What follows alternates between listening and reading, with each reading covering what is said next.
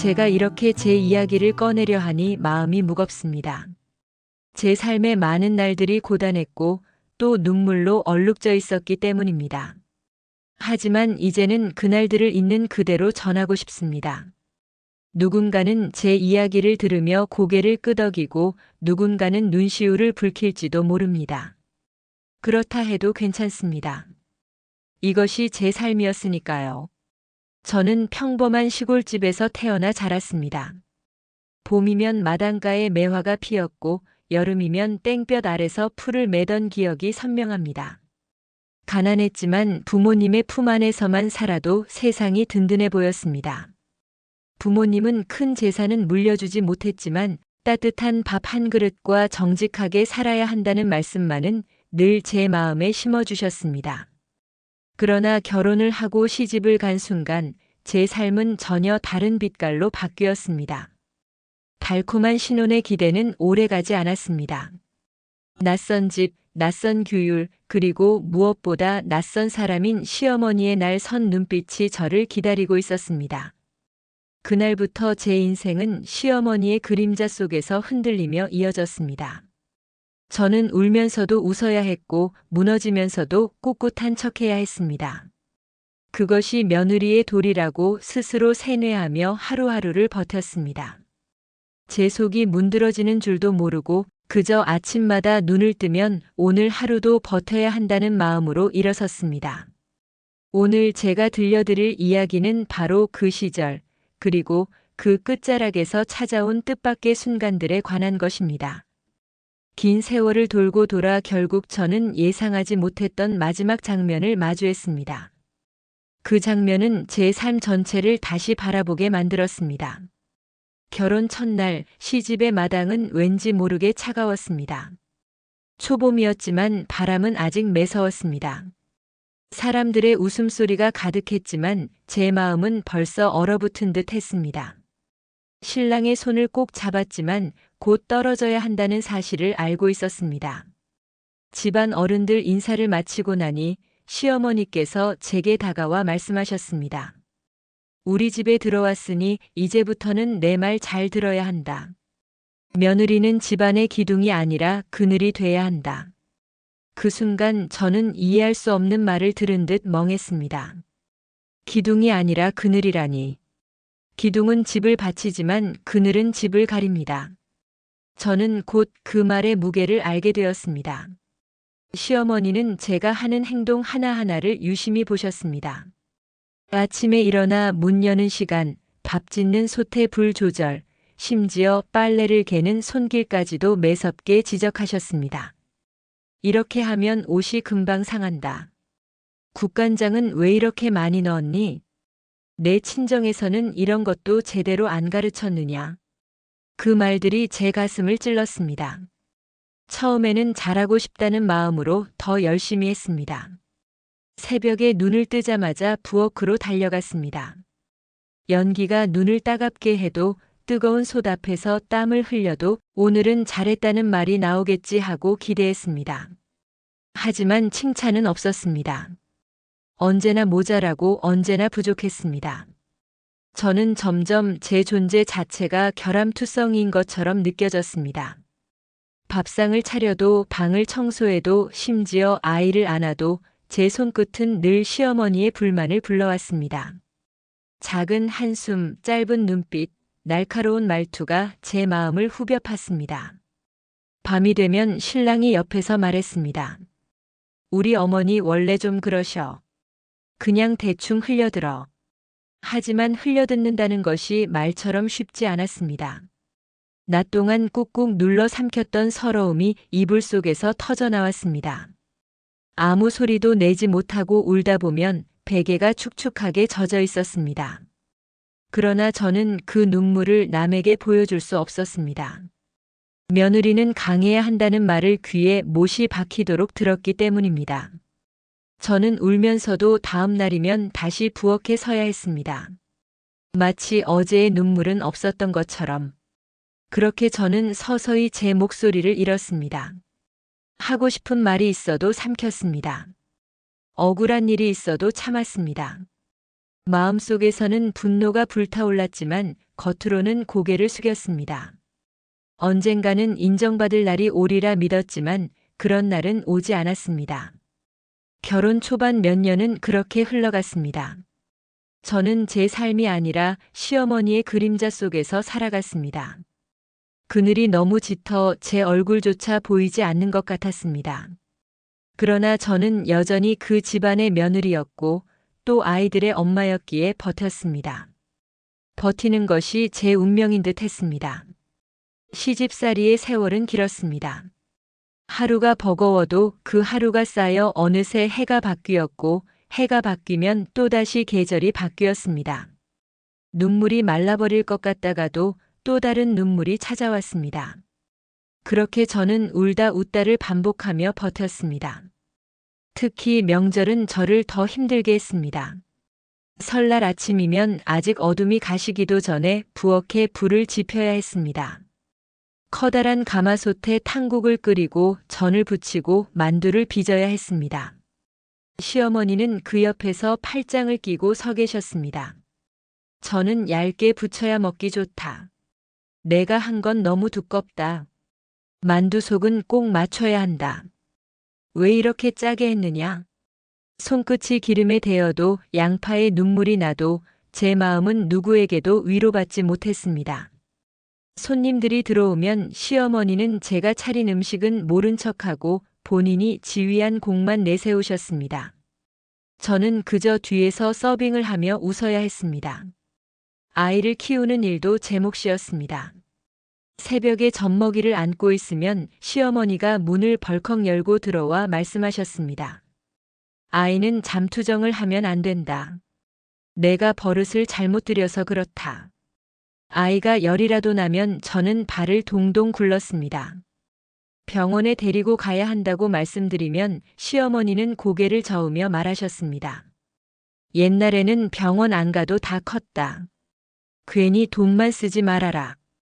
그 말에 따를 수밖에 없었지만 아이의 이마에 손을 얹을 때마다 가슴은 무너졌습니다. 아이가 앓는 밤에는 기도처럼 속으로 중얼거렸습니다. 얘야, 제발 괜찮아지렴. 엄마가 지켜줄게. 명절이나 큰일이 있어 친정에 가고 싶을 때도 마음대로 되지 않았습니다. 시어머니는 언제나 말했습니다. 시집온 여자가 친정에 자주 가면 집안 기운이 새는 거다. 친정은 발걸음을 아껴야 한다. 저는 친정이 불과 몇 리 거리인데도 발걸음을 떼지 못했습니다. 어머니가 아프시다는 소식을 들어도 저는 허락을 구해야 했습니다. 허락을 받고 가더라도 한나절을 넘기지 못했습니다. 친정집 마루에 앉아도 마음이 편치 않았습니다. 시어머니의 시선이 등 뒤에서 따라오는 것 같았습니다. 친정 어머니가 제 손을 잡고 고생이 많구나 하시면 저는 그 손길에 눈물이 왈칵 쏟아졌습니다. 그러나 오래 울 수도 없었습니다. 다시 시집으로 돌아가야 했기 때문입니다. 그 시절 저는 장독대 앞에 서는 일이 잦았습니다. 된장, 고추장을 퍼내며 하늘을 올려다보면 숨이 턱 막히곤 했습니다. 시어머니는 언제나 제 곁에 서서 잔소리를 이어가셨습니다. 장은 햇볕에 너무 오래 내놓으면 안 된다. 손이 느려서 음식 맛이 없는 거다. 그때마다 제 마음은 시커멓게 탔습니다. 저는 제 자신이 마치 시어머니의 그림자에 눌린 하녀 같은 기분이 들었습니다. 그래도 입을 열 수는 없었습니다. 한 번은 이웃집에서 잔치가 열렸습니다. 저는 잠시 들렀다 돌아왔습니다. 그런데 시어머니는 저를 부르시더니 목소리를 높였습니다. 내가 무슨 낯으로 남의 집에 잔치 구경을 가느냐. 며느리는 집안일이나 하고 있어야 한다. 그날 저는 억울함에 몸이 떨렸습니다. 단지 잠깐 다녀왔을 뿐인데 그렇게 큰 소리를 들어야 했습니다. 그러나 누구도 제 편을 들어주지 않았습니다. 남편조차 고개를 숙이고 말했습니다. 그냥 넘어가자. 더 말해서 좋을 게 없어. 저는 다시 제 방으로 들어와 이불을 뒤집어 쓰고 울었습니다. 방 안에는 제 울음소리가 메아리처럼 퍼졌습니다. 저는 그 무거운 세월 속에서 다짐했습니다. 언젠가는 내 삶의 주인이 되어야 한다. 언젠가는 내 목소리를 찾아야 한다. 하지만 현실은 쉽게 달라지지 않았습니다. 여전히 시어머니의 구박은 이어졌고 저는 여전히 고개를 숙였습니다. 그러나 제 마음속 어딘가에서는 작은 불씨가 살아 있었습니다. 그 불씨는 나는 단순히 며느리만이 아니다. 나는 나다라는 외침이었습니다. 다만 그 외침은 오랫동안 제 가슴 속에서만 맴돌았습니다. 세월은 참 무심하게 흘렀습니다. 시어머니와 함께 보낸 세월이 어느덧 수십 년이 되었고 저 역시 나이가 들어버렸습니다. 몸은 예전 같지 않았지만 마음은 여전히 어린 며느리처럼 움츠러들 때가 많았습니다. 구박과 잔소리 속에 살아온 날들이 제 몸에 각인된 탓이었습니다. 그런데 어느 날부터인가 그 익숙했던 구박이 조금씩 흔들리기 시작했습니다. 세월은 조용히 모서리를 닳게 합니다. 저는 그 사실을 시어머니의 손등에서 처음 알아차렸습니다. 굵은 핏줄이 도드라지고 한때 솥을 번쩍 들던 힘이 빠져 있었습니다. 그 손이 어느 날부터인가 젓가락을 떨어뜨리기 시작했습니다. 처음엔 피곤해서 그러실 거라 생각했습니다. 하루 이틀 지나면 나아지겠지, 그렇게 넘겼습니다. 하지만 떨어뜨리는 것이 젓가락만이 아니었습니다. 말도 기억도 자존심도 하나둘씩 손에서 빠져나갔습니다. 그때는 그냥 노쇠함이라 넘겼습니다. 하지만 비슷한 일이 자주 반복되었습니다. 그날도 아침밥을 차리다 말고 시어머니가 묻습니다. 오늘이 무슨 요일이냐? 수요일입니다, 어머니. 수요일이면 장날 아니냐? 장날은 금요일이에요, 어머니. 대답을 마치고 돌아서면 같은 질문이 다시 이어집니다. 저는 처음엔 웃으며 그 다음엔 천천히, 그러다 조금 빠르게, 마지막에는 숨을 고르며 같은 말을 반복했습니다. 반복할수록 제 목소리 끝이 마르고 거칠어졌습니다. 다시 방으로 들어가신 시어머니는 문득 발걸음을 멈추고 뒤돌아 저를 뚫어지게 보셨습니다. 내가 누구더냐? 그 순간 제 심장이 쿵 하고 떨어졌습니다. 어머니 며느리요. 곁에서 식구들 밥 챙기는 며느리요. 시어머니는 어색하게 고개를 끄덕였습니다. 미소와 당혹이 뒤섞인 표정이었습니다. 그날 밤 저는 잠을 이루지 못했습니다. 억눌린 미움과 두려움이 동시에 올라왔습니다. 만약 어머니가 정말 병이라면 앞으로 나는 어떻게 살아야 하지? 이 집안은 또 어떻게 변할까? 그 순간 제 가슴은 이상하게 허전해졌습니다. 미움의 자리에 공허함이 스며들었습니다. 어느 날 밤 우연히 시어머니의 방 앞을 지나는데 안에서 혼잣말이 들렸습니다. 내가 왜 이렇게 되는지 모르겠다. 기억이 자꾸 흩어진다. 며느리 눈치만 보게 된다. 저는 발걸음을 멈추었습니다. 평생 제 위에 군림하던 분이 눈치라는 말을 하는 것을 듣자 가슴이 먹먹했습니다. 어쩌면 시어머니도 두려웠던 것입니다. 제 앞에서는 강하게 굴었지만 혼자 있을 때는 자신도 모르는 늙음과 싸우고 계셨던 것입니다. 그날 저는 제 마음속에 작은 균열이 생긴 것을 느꼈습니다. 단단히 얼어붙은 미움에 실금이 가는 소리였습니다. 남편을 설득해 어머니를 병원에 모시고 갔습니다. 긴 복도, 왁자한 안내방송, 고요한 대기실. 시어머니는 제 손을 꽉 잡고 중얼거리셨습니다. 의사는 왜 이렇게 젊으냐? 젊은 사람이 늙은 사람 속을 어떻게 아느냐? 검사가 진행되는 동안 저는 의자 끝에 앉아 발끝만 보았습니다. 의사는 차분히 설명했습니다. 초기 치매로 보입니다. 약을 드시고 무엇보다 생활 환경이 중요합니다. 반복, 안전, 익숙함. 보호자분이 곁에서 계속 알려주셔야 합니다. 보호자라는 단어가 제 귀에 깊이 박혔습니다. 평생 제 위에 서 있던 분을 이제 제가 보호해야 한다는 말이었습니다. 병원 문을 나서며 시어머니가 제 팔을 툭 치셨습니다. 괜히 호들갑 떨지 마라. 나는 괜찮다. 말은 그랬지만 발걸음은 휘청거렸습니다. 저는 그 휘청거림이 앞으로 제 삶이 지탱해야 할 무게라는 것을 직감했습니다. 약 봉투를 부엌 찬장 맨 윗칸에 놓았습니다. 잊어버리시면 안 되니 저는 큰 글씨로 종이를 써붙였습니다. 시어머니는 그 종이를 한참 보시더니 제게 말하셨습니다. 내가 글씨를 잘 쓰는구나. 내가 누구라고 했더냐? 며느리요, 어머니. 그래, 그래, 며느리였지. 그렇게 말하며 종이를 반드시 펴다가 갑자기 찢어버리셨습니다. 나는 이런 거 없어도 산다. 저는 찢어진 조각을 하나하나 주워 다시 테이프로 이어 붙였습니다.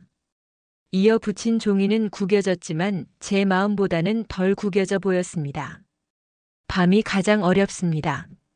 새벽 2시쯤 방문이 사각하고 열리는 소리에 저는 반사적으로 일어납니다. 시어머니는 신발을 대충 꿰어 신고 마당으로 나가려 하십니다.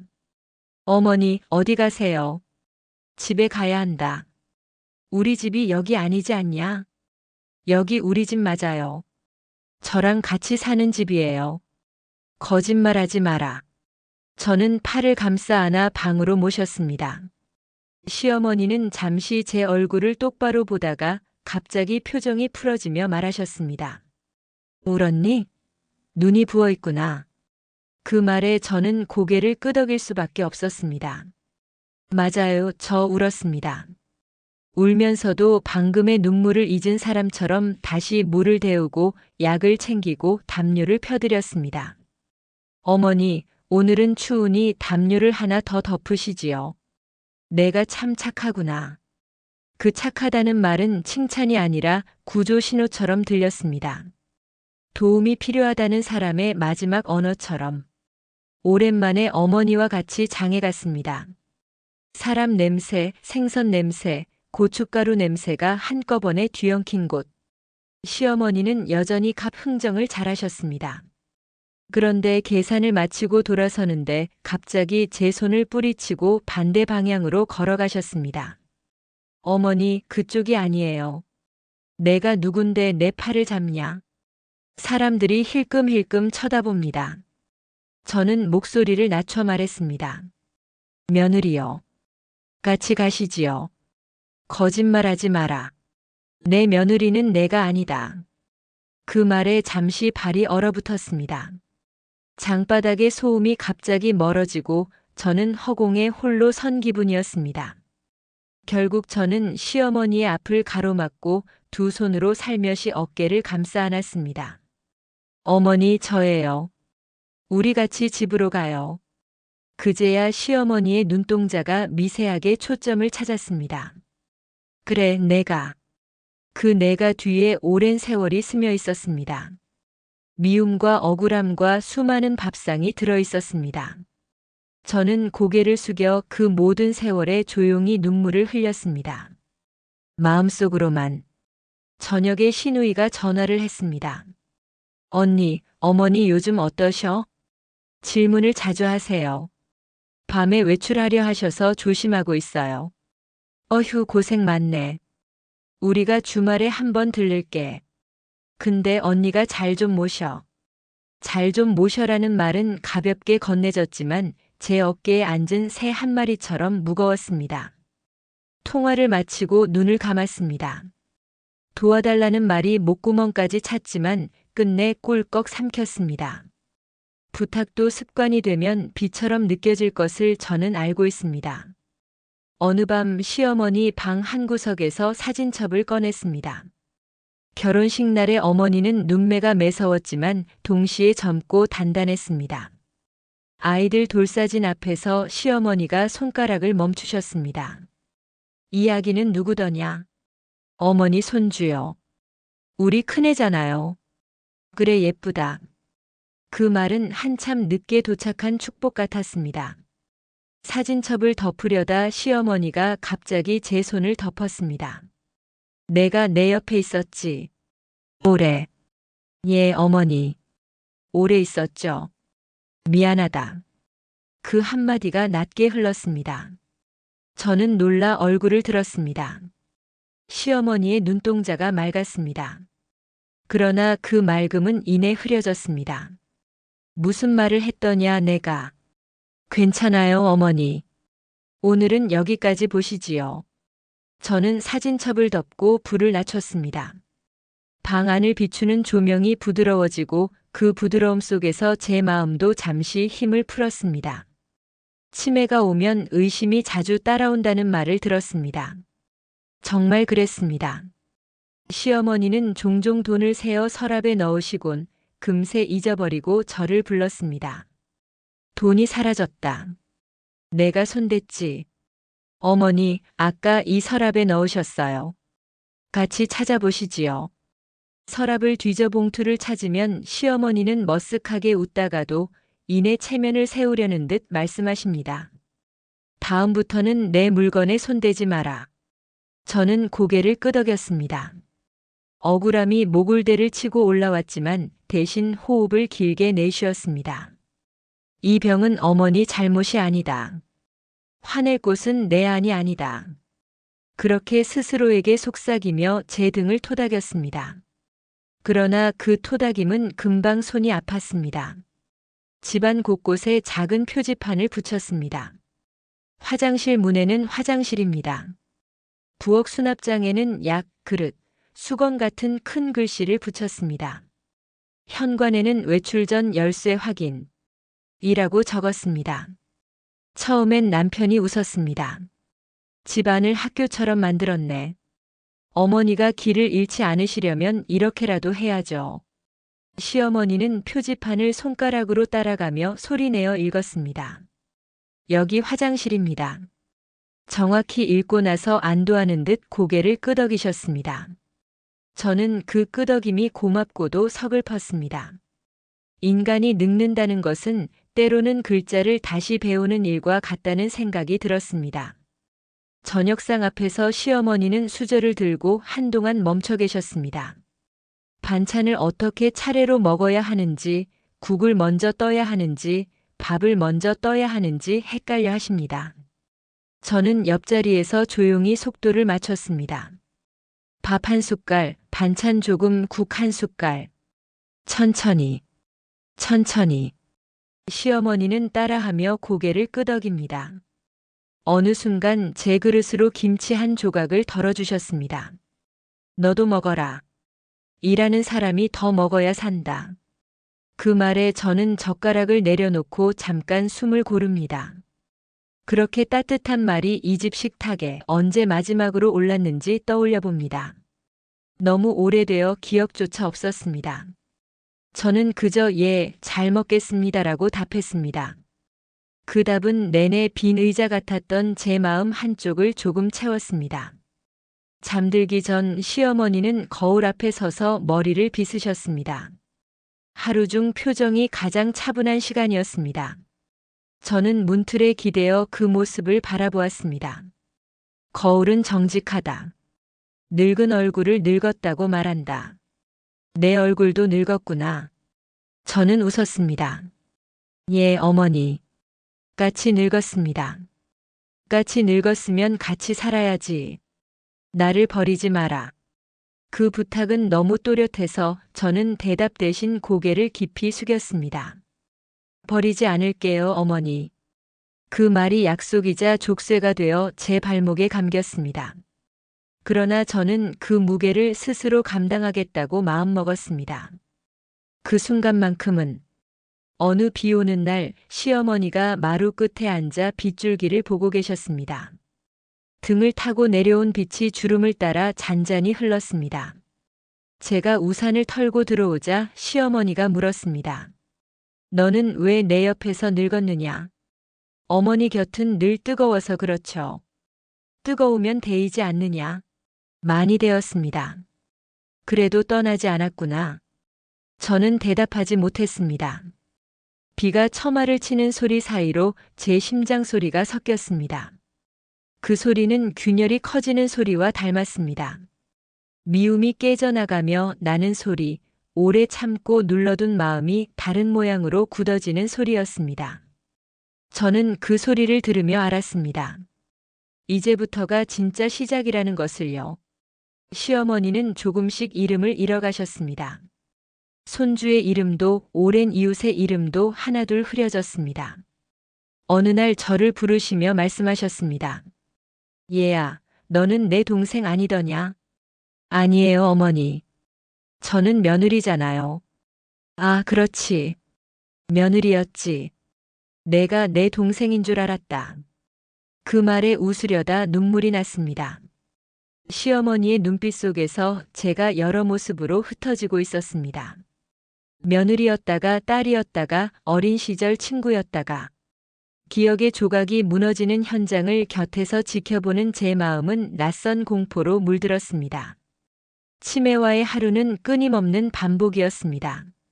아침에 밥을 차리고 나면 시어머니가 묻습니다. 오늘이 무슨 날이냐? 목요일이요, 어머니. 잠시 후 다시 묻습니다. 오늘이 무슨 날이랬더냐? 목요일이요, 어머니. 한 번은 제 목소리가 높아져 버렸습니다. 어머니, 여러 번 말씀드렸잖아요. 목요일이라고요. 그러자 시어머니의 얼굴이 잔뜩 굳어지며 어린아이처럼 눈망울이 흔들렸습니다. 저는 그제야 깨달았습니다. 제 짜증은 어머니의 병이 아니라 제 지친 마음을 향한 화풀이였다는 것을. 저는 무릎을 꿇고 손을 잡았습니다. 죄송해요, 어머니. 다시 말씀드릴게요. 오늘은 목요일이에요. 시어머니는 고개를 끄덕이며 중얼거리셨습니다. 목요일, 목요일. 그렇게 작은 목소리로 되뇌며 겨우 마음을 가라앉히셨습니다.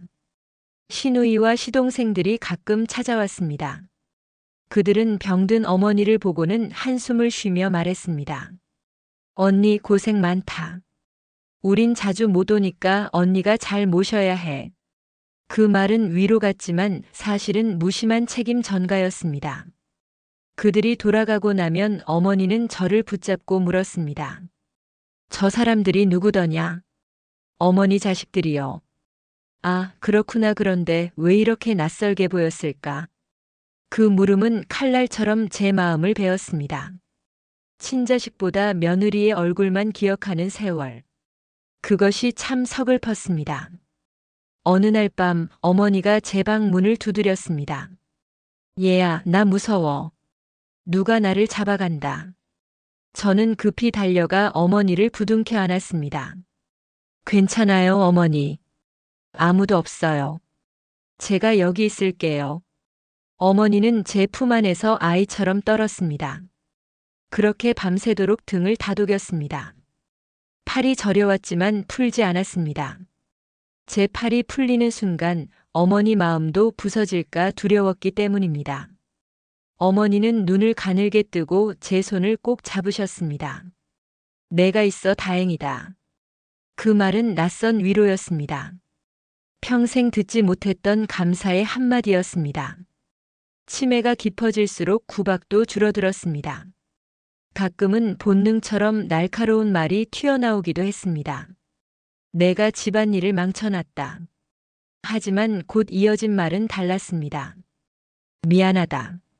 내가 왜 이런 소리를 했을까? 그 순간 저는 당황했습니다. 평생 듣지 못했던 사과가 불쑥 나온 것입니다. 저는 대답 대신 눈을 감았습니다. 눈꺼풀 아래에서 수많은 기억이 흘러나왔습니다. 억울했던 날들, 서러웠던 밤들, 끝내 삼켜야 했던 말들. 그러나 그 모든 기억 위에 미안하다는 두 글자가 잔잔히 내려앉았습니다. 어머니를 돌보는 일은 제 몸을 조금씩 갉아먹었습니다. 허리는 늘 뻐근했고 손목은 밤마다 욱신거렸습니다. 하지만 아프다는 소리를 할 수 없었습니다. 제가 무너지는 순간 이 집은 무너질 것 같았기 때문입니다. 새벽마다 일어나 밥을 짓고 약을 챙기고 잠든 어머니 곁에 앉아 숨소리를 확인했습니다. 제 숨은 늘 거칠었지만 어머니의 숨은 가늘고 불안했습니다. 저는 제 숨보다 그 숨을 더 지키고 싶었습니다. 어느 날 어머니가 어린아이처럼 제게 다가와 말했습니다.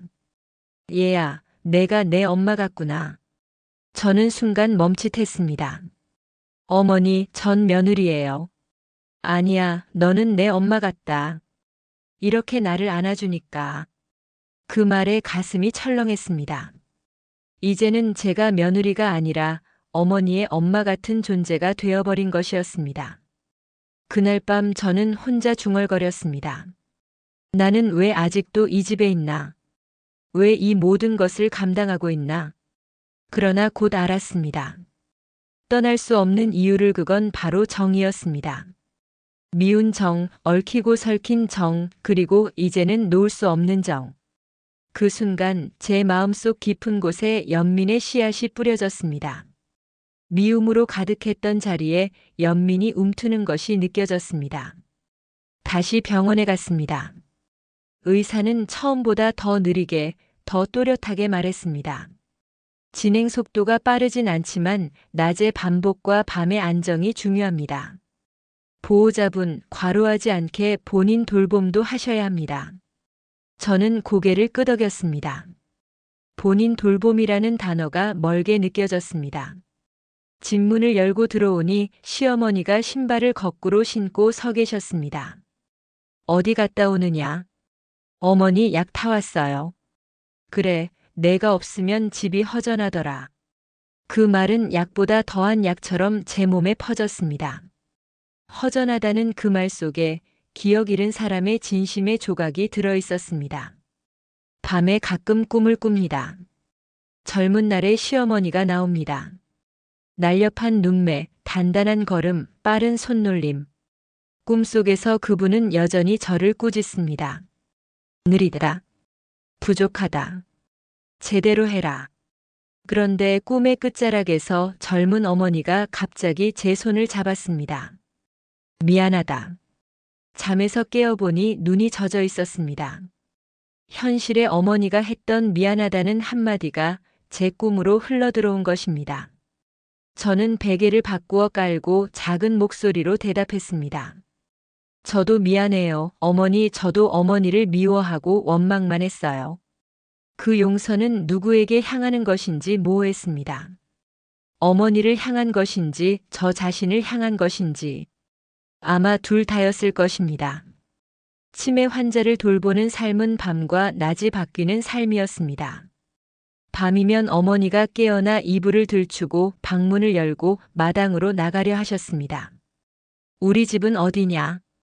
내 집은 여기가 아닌데. 그 말을 하루에도 수십 번 반복했습니다. 어떤 날은 새벽 2시에, 또 어떤 날은 4시에.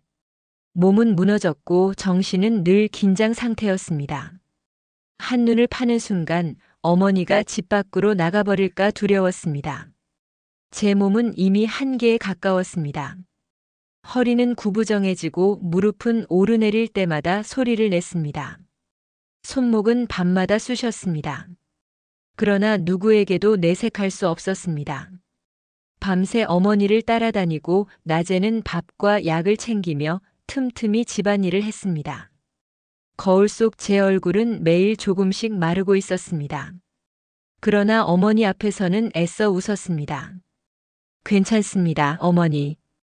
제가 여기 있어요. 그 말이 제 몸을 더 갉아먹는다는 것을 알면서도 가끔 시누이들이 찾아왔습니다. 오랜만에 와서 어머니를 보고는 한숨을 내쉬었습니다. 어머니가 많이 안 좋아지셨네. 그래도 언니가 잘 모시니까 이렇게 버티시는 거야. 그들은 돌아가면서 늘 같은 말을 남겼습니다. 언니 조금만 더 고생해. 조금만.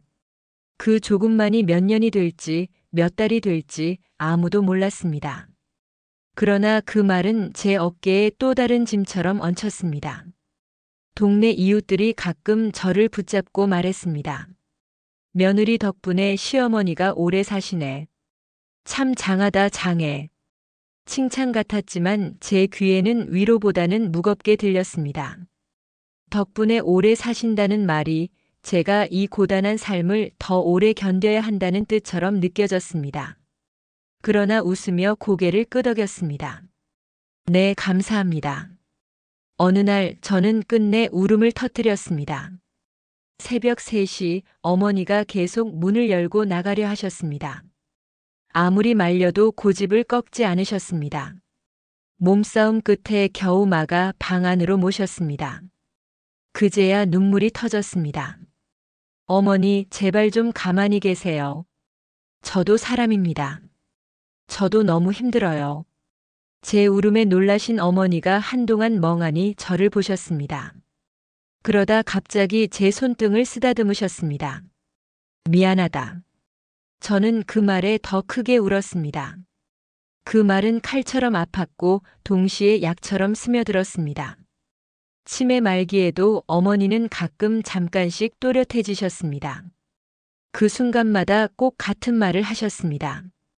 고맙다. 미안하다. 내가 아니면 나는 이리 오래 살지 못했다.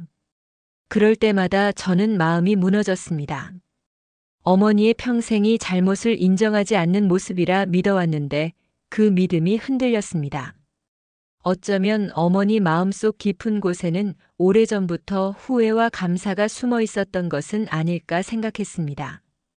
이제 제 삶은 온통 시어머니의 수발이었습니다. 밥을 먹이고 약을 먹이고 옷을 갈아입히고 대소변을 받아내고 손을 잡고 그 일상이 지옥 같기도 했고 때로는 기도 같기도 했습니다. 제가 아니면 아무도 할 수 없는 일, 저만이 할 수 있는 일. 저는 알았습니다. 이 수발이 단순히 며느리의 의무가 아니라 한 인간으로서의 마지막 도리라는 것을, 미움도 원망도 결국은 정으로 환원된다는 것을요. 어머니 곁에 앉아 있으면 제 마음 안에서도 빛과 그림자가 싸웠습니다. 왜 나만 고생해야 하나라는 목소리와 그래도 내가 아니면 누가 할까라는 목소리가 부딪혔습니다. 그러나 밤마다 어머니가 제 손을 잡고 잠드는 순간 그림자는 조금씩 물러났습니다. 남은 건 빛 한 줄기였습니다. 어머니의 몸은 빠르게 쇠약해졌습니다. 밥을 삼키는 힘도 약해지고 약을 삼키기도 힘들어졌습니다. 젓가락을 들 힘이 사라지자 저는 작은 숟가락으로 죽을 떠서 입에 넣어드렸습니다. 그러나 삼키지 못해 기침을 하시곤 했습니다. 괜찮아요, 어머니. 천천히 드세요. 그러나 어머니는 눈을 감고 고개를 저었습니다. 나는 이제 못 먹겠다. 그 말이 제 심장을 후벼 팠습니다. 밥을 거부하는 건 곧 삶을 거부하는 신호라는 것을 저는 알고 있었습니다. 어느 저녁 어머니가 갑자기 또렷해지셨습니다. 얘야, 내가 나를 이렇게까지 지켜줄 줄은 몰랐다. 네, 어머니. 저는 늘 어머니 곁에 있었어요. 나는 평생 너를 힘들게만 했다. 이제 와서 미안하다 해도 늦었겠지. 아니요, 어머니 늦지 않았어요. 그 순간 저는 눈물이 터졌습니다. 평생 기다리던 말이었습니다. 어머니가 제 눈을 똑바로 보며 말씀하셨습니다. 고맙다. 미안하다, 아가. 그리고 사랑한다. 그 세 마디는 제 가슴에 모처럼 박혔습니다. 그러나 그 못은 아픈 것이 아니라 무너지는 마음을 지탱해주는 기둥 같았습니다. 친척들이 소식을 듣고 하나둘 찾아왔습니다. 그러나 어머니는 대부분 알아보지 못했습니다. 그들은 울며 손을 잡았지만 어머니는 눈길을 멀리 두셨습니다. 오히려 저를 붙잡고 말씀하셨습니다. 얘야, 저 사람들은 누구더냐? 어머니 자식들이요. 아, 그렇구나. 그런데 왜 내 눈에는 멀리 있는 것 같을까? 그 말에 친척들은 눈물을 훔쳤습니다. 그러나 제 마음은 더 복잡했습니다. 평생 며느리였던 제가 마지막 순간에는 유일한 가까운 사람이 되어버린 것이 서글펐습니다. 어머니는 이제 침대에서 거의 일어나지 못하셨습니다. 숨은 가늘어지고 눈꺼풀은 무거워졌습니다.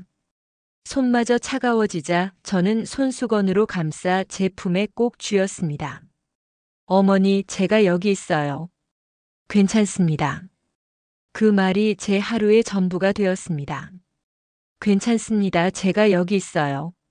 마지막은 새벽에 다가왔습니다. 창밖에 빛이 희미하게 들어올 때 어머니가 갑자기 눈을 뜨셨습니다. 얘야. 네, 어머니. 나를 용서해 주거라.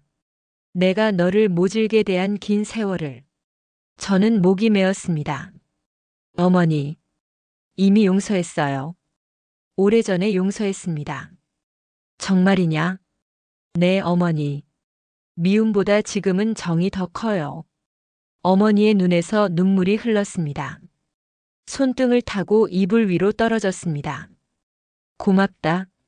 내가 내 며느리라서 나는 잘 살았다. 그 말이 마지막이었습니다. 숨이 점점 옅어졌습니다. 저는 그 손을 끝까지 잡고 있었습니다. 시어머니는 마지막 순간까지 제 손을 놓지 않으셨습니다. 손끝에 온기가 서서히 사라졌지만 저는 손을 놓지 않았습니다. 그 온기가 제 손에 완전히 옮겨올 때까지. 그리고 조용히 어머니는 떠나셨습니다. 저는 한동안 그 손을 붙잡고 있었습니다. 눈물이 멈추지 않았습니다. 억울함, 서러움, 미움, 연민, 사랑. 모든 감정이 한꺼번에 터져 나왔습니다. 어머니, 이제 편히 가세요. 저는 괜찮습니다. 정말 괜찮습니다. 그제야 손을 놓았습니다. 그러나 마음속에서는 끝내 손을 놓지 못했습니다. 장례는 빠르게 지나갔습니다. 친척들은 울고 떠들었지만 정작 마지막까지 곁을 지킨 사람은 저였습니다. 영정 사진 속 어머니는 젊은 날의 눈빛을 하고 계셨습니다. 날카롭고 단단한 눈빛. 그러나 저는 그 속에서 마지막 새벽의 눈물도 함께 보았습니다. 어머니가 떠나시고 집안은 고요해졌습니다. 시끌벅적하던 친척들의 발길도 끊어지고 매일같이 부르던 목소리도 사라졌습니다. 부엌의 국자 소리, 방문 여닫는 소리, 새벽마다 들리던 발자국 소리까지 멈추었습니다. 남겨진 건 정막과 제 숨소리뿐이었습니다. 빈방에 놓인 방석을 바라보면 아직도 어머니가 거기 앉아 계신 듯 했습니다. 얘야, 밥 했느냐? 얘야, 오늘이 무슨 날이냐? 그 목소리가 귓가를 맴돌았습니다. 저는 습관처럼 대답했습니다. 네, 어머니. 오늘은 목요일이에요. 그리고 밥했습니다. 대답은 허공에 흩어졌지만 제 마음은 조금씩 가벼워졌습니다. 세월을 돌아보니 제 삶은 시어머니와의 싸움이자 화해였습니다. 구박받던 며느리로 시작했지만 마지막에는 손을 잡아주는 사람이었습니다. 미움으로 시작했지만 사랑으로 끝났습니다. 저는 알았습니다. 인간의 마지막은 결국 용서와 감사 그리고 사랑이라는 것을요. 어머니와 함께한 세월에서 배웠습니다. 고맙다. 미안하다. 사랑한다. 그 세 마디가 모든 세월을 덮고 제 마음을 덮었습니다. 이제 저는 혼자가 되었습니다. 그러나 혼자가 아니라는 것을 압니다. 제 마음 속에는 여전히 어머니가 남아 계십니다. 구박 속에서 배운 인내도, 수발 속에서 깨달은 연민도, 마지막 눈물 속에서 확인한 사랑도, 그것이 제 안에 함께 살아 있습니다. 저는 오늘도 그 말을 가슴에 새기며 하루를 시작합니다. 그리고 언젠가 제 삶의 마지막 순간이 다가올 때 저 역시 사랑하는 이에게 그 세 마디를 남기고 싶습니다. 그것이 어머니와 제가 함께 만든 이야기의 끝이자 또 다른 시작일 것입니다.